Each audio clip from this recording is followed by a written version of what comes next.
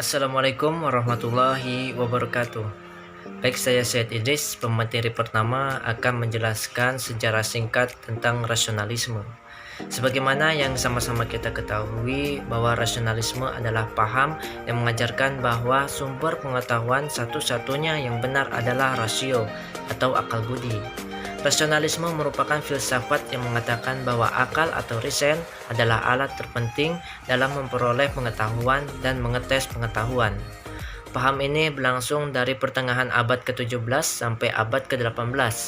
Nah, abad ke-17 itu era dimulainya pengukiran-pengukiran kefilsafatan dalam artian yang sebenarnya.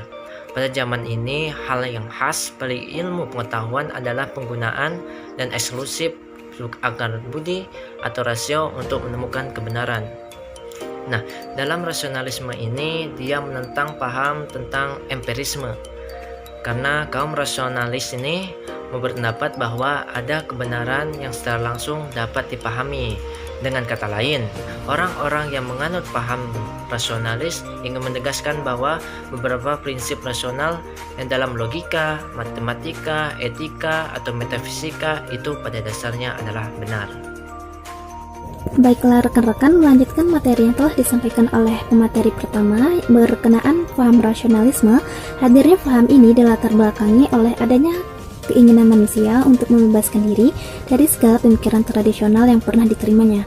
Selanjutnya, menurut paham ini, segala pengetahuan hanya dapat diperoleh dengan cara berpikir dan satu-satunya alat berpikir yakni akal untuk mencari suatu kebenaran.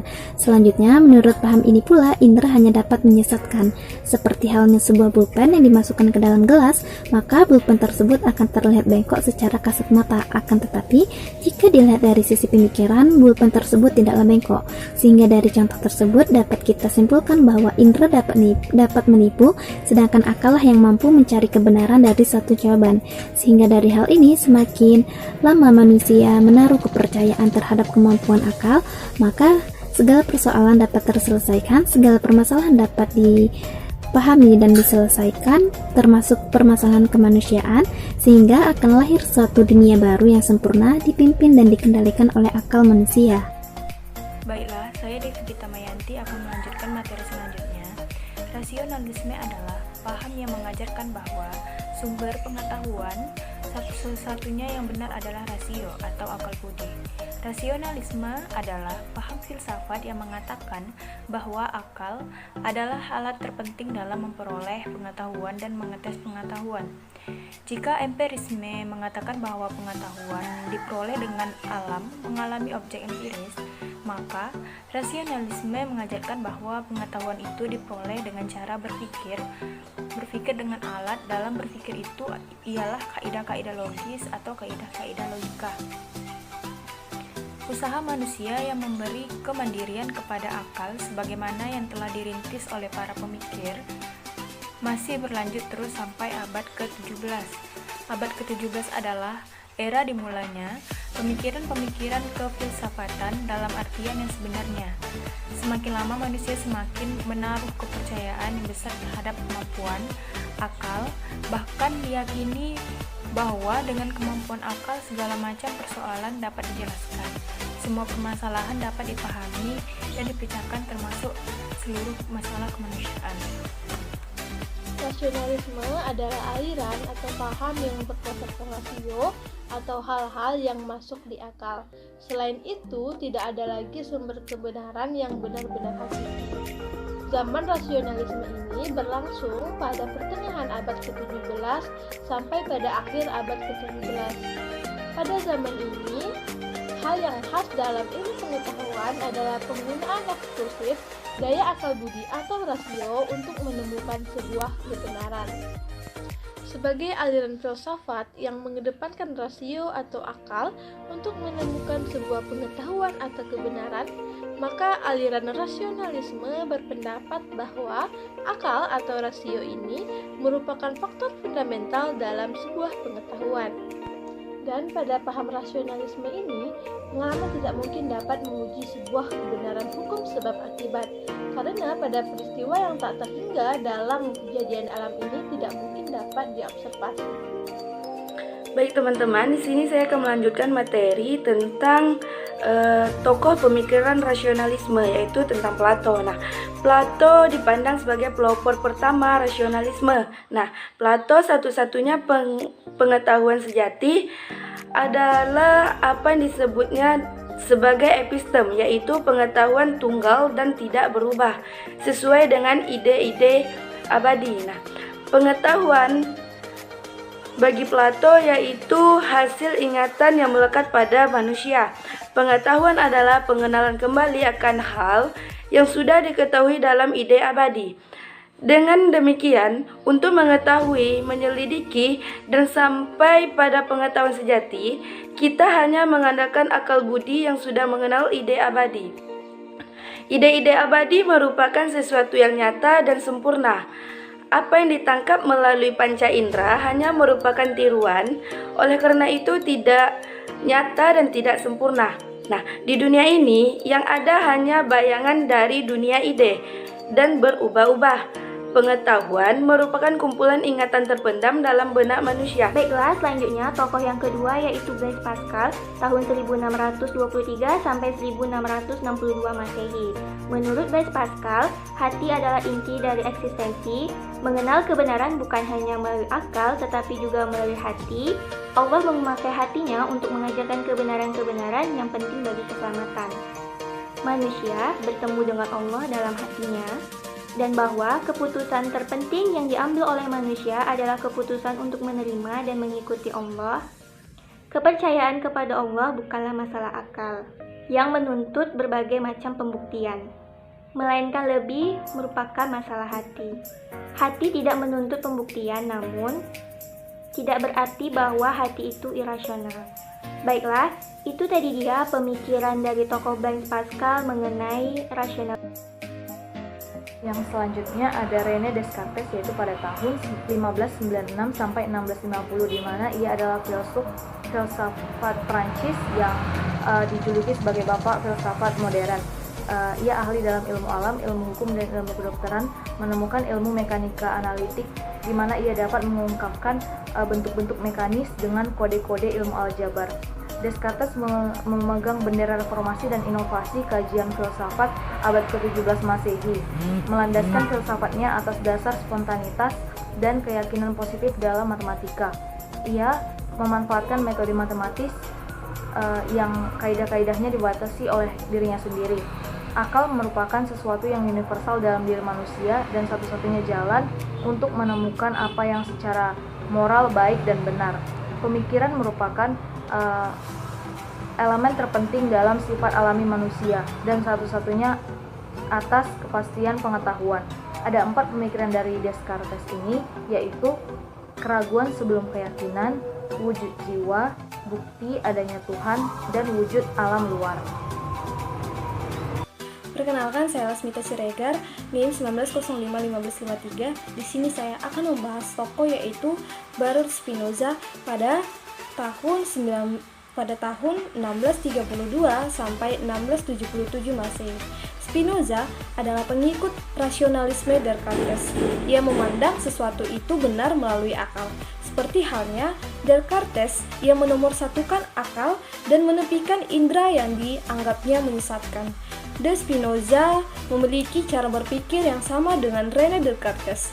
Ia mengatakan bahwa kebenaran itu terpusat pada pemikiran dan keleluasan. Pemikiran adalah jiwa, sedangkan keleluasan adalah tubuh, yang eksistensinya berbarengan. Spinoza adalah satu filsuf istimewa yang tidak hanya percaya pada apa yang dikatakannya, tetapi juga bertindak sesuai dengannya. Seperti Descartes, Spinoza yakin bahwa dengan mengikuti metode geometri, kita dapat menghasilkan pengetahuan yang tepat mengenai dunia nyata. Ia berusaha untuk menyusun sesuatu geometri filsafat. Yaitu Gottfried Wilhelm Leibniz, atau lebih dikenal dengan Leibniz, yang merupakan seorang filsuf Jerman yang pusat metafisikanya adalah ide tentang substansi yang dikembangkan dalam konsep monad. Nah, ada 2 titik fokus Leibniz, yaitu monadologi dan konsep Tuhan. Jadi ia mencoba memberikan penjelasan tentang bukti adanya Tuhan melalui 4 argumen. Argumen yang pertama yaitu Leibniz mengatakan bahwa manusia memiliki ide kesempurnaan, maka Tuhan akan terbukti. Ini disebut dengan bukti ontologis. Yang kedua, Adanya alam semesta dan ketidaksempurnaannya membuktikan adanya sesuatu yang melebihi alam semesta ini, dan yang transenden ini disebut dengan Tuhan. Yang ketiga, dia berpendapat bahwa kita selalu mencari kebenaran yang abadi, tetapi tidak tercapai menunjukkan adanya pikiran yang abadi, yaitu Tuhan. Keempat, Leibniz mengatakan bahwa adanya keselarasan di antara monad-monad membuktikan bahwa pada awal mula ada yang mencocokkan mereka satu sama lain, dan yang mencocokkan itu adalah Tuhan. Jadi, mazhab monadologi mengasumsikan adanya substansi-substansi yang tak terbatas jumlahnya, yang dianggap sebagai unsur-unsur utama dalam susunan alam. Ia menyebutnya dengan monad, yang mana monad ini artinya adalah sesuatu yang tak terpisahkan. Ia merupakan atom-atom spiritual, bukan material dan tidak menepati ruang. Ia berbeda dengan atom-atom yang dipelajari dalam ilmu-ilmu alam. Nah, karakteristik terpenting monad atau atom spiritual ini ada 4. Yang pertama yaitu, monad adalah suatu eksistensi hidup atau atom hidup yang seluruhnya merupakan kekuatan aktif yang selalu cenderung bekerja dan bergerak. Yang kedua, ia tidak berbentuk, tidak berskala, dan tidak terbagi. Yang ketiga, ia tidak terbentuk dari apapun dan tidak musnah sendiri, tapi mesti ada yang menciptakannya. Dan yang terakhir, dari monad, bentuk-bentuk material menjadi tergabung. Adakah contoh rasionalisme dalam kehidupan sehari-hari? Dan di sini saya akan membahas 2 contoh rasionalisme dalam kehidupan sehari-hari. Sebelum itu, rasionalisme adalah suatu tindakan yang memiliki alasan dan sebab. Karena alasan dan sebab itu, maka orang-orang di sekitar akan berpikir secara rasionalisme. Contoh yang pertama yaitu, jika kita ingin mendapatkan uang, maka kita harus bekerja. Di sini alasannya, jika ingin mendapat uang, dan sebabnya kita harus bekerja. Karena alasan dan sebab itu, kita berpikir secara rasionalisme, bukan berdasarkan pengalaman. Lalu contoh kedua, jika kita tinggal di Antartika, maka kita selalu akan merasakan kedinginan. Dengan alasan tinggal di Antartika dan sebabnya kita akan merasakan kedinginan. Nah, karena alasan dan sebab tadi itu sama seperti dengan contoh pertama, orang-orang akan berpikir secara rasionalisme, bukan berdasarkan pengalamannya. Mungkin hanya itu saja. Jika ada kata yang salah, saya mohon maaf. Saya akhiri. Assalamualaikum warahmatullahi wabarakatuh. Saya Audrel Abelita Putri dari kelompok 2 akan membahas tentang contoh pemikiran rasionalisme. Sebelum kita membahas contoh pemikiran rasionalisme, ada baiknya kita harus mengetahui dulu apa itu arti rasionalisme. Rasionalisme adalah suatu tindakan yang memiliki alasan dan sebab. Nah, di sini kita harus mengetahui apa itu alasan dan sebab. Alasan adalah sebuah keinginan atau keyakinan dari seseorang yang melakukan tindakan. Sedangkan sebab adalah suatu keadaan yang menyebabkan seseorang harus bertindak secara rasional dengan suatu keadaan. Nah, rasionalis ini bisa ditentukan dari pembuktian, logika, analisis, dan mendapatkan fakta bukan secara pengalaman. Nah, langsung saja kita membahas contoh pemikiran rasionalisme. Yang pertama adalah jika waduk jebol terjadi banjir. Jika terjadi banjir, petani akan gagal panen. Nah, di sini alasan yang menyebabkan banjir dan petani gagal panen adalah itu dalam rasionalisme itu adalah alasan. Sedangkan jika waduk jebol adalah sebab terjadinya adanya banjir dan petani panen gagal. Nah, selanjutnya yang kedua adalah jika sang atlet mendapatkan medali, pastilah ia adalah atlet yang berprestasi. Nah, seorang atlet ini merupakan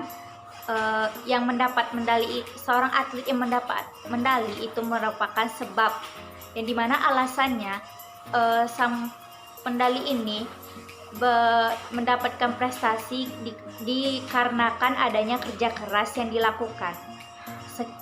Terima kasih penjelasan dari saya. Jika ada salah dan kurang, mohon maaf. Assalamualaikum warahmatullahi wabarakatuh. Baiklah, saya Seventina Pretesia Manik akan melanjutkan materi berikutnya. Sebelumnya teman-teman saya telah menjelaskan dengan lengkap tentang rasionalisme, dan sebagian lagi juga telah memberikan contoh pemikiran rasionalisme. Saya akan menyambung tentang contoh pemikiran rasionalisme. Yang kelima itu, jika seseorang lapar, maka cara mengatasinya adalah makan. Alasannya adalah seseorang lapar, sebabnya itu makan. Selanjutnya, aplikasi Gojek ada karena pembuat aplikasi ingin lebih memudahkan masyarakat dalam bertransportasi. Alasannya itu membuat aplikasi Gojek sebabnya memudahkan masyarakat dalam bertransportasi. Dari contoh berikut, kita dapat mengetahui bahwa pembuat aplikasi Gojek ini bukan berdasarkan pengalaman, namun berdasarkan pemikiran rasional. Itu saja yang dapat saya sampaikan. Apabila ada salah kata, saya mohon maaf, dan semoga materi yang kami sampaikan ini dapat bermanfaat. Terima kasih.